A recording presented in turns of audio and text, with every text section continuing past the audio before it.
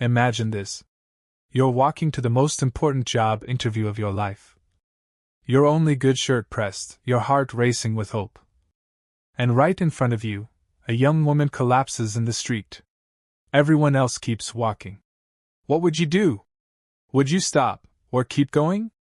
Stay till the end, because this true moment of kindness changed one man's life forever. The sun was harsh and unforgiving that afternoon, glowing off the glass buildings of the city, and turning the sidewalks into shimmering mirrors of heat. Cars rushed by. People hurried with purpose, and opportunities drifted by unseen. Except for the one moment that would change Aaron Whitlock's entire life. He had been on his way to the most important job interview he had ever secured, wearing the only pressed white shirt he owned, and holding a resume he had rewritten at least 20 times. His heart was pounding with hope, fear, and the weight of everything he wanted to become. But just as he crossed Western Avenue, he saw something that shattered all that focus in an instant. A young woman stumbling onto the crosswalk, collapsing to her knees, as if the world itself had given up beneath her. Her long blonde hair fell into her face, her red dress catching the sunlight. As she struggled to breathe, people walked past her as if she were invisible, their eyes fixed on their own lives. Aaron stopped mid-stride. His decision was made in the space of a heartbeat. If you believe kindness still matters, if you believe second chances come to those who choose what's right, then drop a like right now. Comment where you're watching from. And keep watching, because this story is about to get emotional. Aaron rushed to the girl's side. Her name, he learned later, was Harper Lane. But in that moment, she was simply a terrified young woman, struggling to stay conscious. He lifted her gently, helped her to her feet, noticing how her pale hands trembled as she tried to steady herself. Sweat beaded on her forehead despite the warm breeze, and she whispered that she felt dizzy, that she hadn't eaten since the night before. Her voice was barely audible. Aaron guided her to a nearby bus stop bench, shielding her from the midday glare with his own body. He offered her his water bottle, helped her breathe, and waited until her strength slowly returned. 10 minutes passed, then 15. By the time Harper could stand again, Aaron's interview window had already closed. His heart sank. But he didn't let it show. He helped her call a ride, waited until she was safely inside, and gave her a reassuring nod before turning away. He walked in the opposite direction with heavy steps, knowing very well what he had sacrificed. Aaron reached the company building where he had hoped to interview, a towering structure of steel that seemed to look down at him with indifference. At the lobby reception desk, he was told politely and emotionlessly that the interviews had ended. The hiring manager had left. The decision had been made. He stood there, feeling the air knocked out of him. Not by the heat, not by the long walk, but by the heavy, sinking realization that kindness had cost him a chance at changing his life. The receptionist's expression softened when she saw his disappointment. But rules were rules.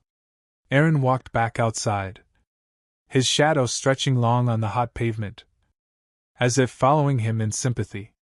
For the next week, Aaron returned to his routine of small part-time jobs, delivering packages, cleaning a storage facility at dawn, and sorting inventory in a dusty warehouse. He never mentioned to anyone what had happened. He didn't regret helping the girl. He simply regretted that the world didn't reward moments like that. Bills piled up. His hopes dimmed. He wondered if he was destined for a life that never seemed to rise above survival. But life, in its mysterious ways, had seen everything.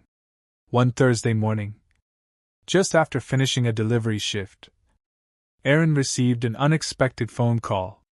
The voice on the other end belonged to a woman named Celeste Reyna, the executive assistant to the CEO of Western Industries, the same company where Aaron had lost his interview. Aaron's breath caught in his throat as she asked him to come in immediately. Not for an interview, but for a meeting personally requested by the CEO. Shock and confusion tangled inside him. Had they reconsidered? Had they heard something about him? Nervously, he boarded the bus and rode to the glittering headquarters. The CEO's office was vast, with floor-to-ceiling windows overlooking the cityscape. Sunlight poured across polished floors. Behind a mahogany desk sat Vincent Lane, a man with sharp features softened only by the tired, worried lines around his eyes. He stood when Aaron entered, offering a firm handshake that held unexpected warmth. On the sofa beside him sat Harper, the girl in the red dress, the same girl who had collapsed in the street. She looked healthier now, her blonde hair neatly tied, her posture strong. When she smiled at Aaron, it wasn't the smile of a stranger, but of someone who had been waiting to thank him properly. Vincent explained everything. Harper wasn't just anyone. She was his daughter. She had been under immense pressure because of a project disaster at the company, had barely slept, had forgotten to eat, and had been on her way to confront a mistake she thought might cost her father's reputation. When she collapsed, she had been overwhelmed mentally and physically. Harper then recounted in detail how Aaron had stayed with her, helped her breathe, protected her from the sun, and made sure she was safe. She had tried to find him afterward, but didn't know his name, until security footage from the bus stop helped identify him. Vincent looked at Aaron with genuine gratitude, and said, "Character matters more than credentials. Anyone can prepare for an interview, but not everyone chooses compassion over self-interest." He offered Aaron not the entry-level position he had originally wanted, but a better one, an assistant coordinator role, with training included, full benefits, and long-term growth opportunities. Aaron stood there speechless, tears lingering at the corner of his eyes, the reality of the moment hitting him in waves. He had lost an opportunity, yes, but by doing the right thing, he had gained something far greater. If this story touched your heart even a little, please hit that like button, leave a comment, share it with someone who needs to hear it, and subscribe for more stories that restore your faith in humanity. Before we go, tell us in the comments, what would you have done if you were in Aaron's place? Your answer might inspire someone today. And so Aaron began a new chapter, one born not from ambition alone, but from kindness, courage, and a split-second choice that revealed who he truly was.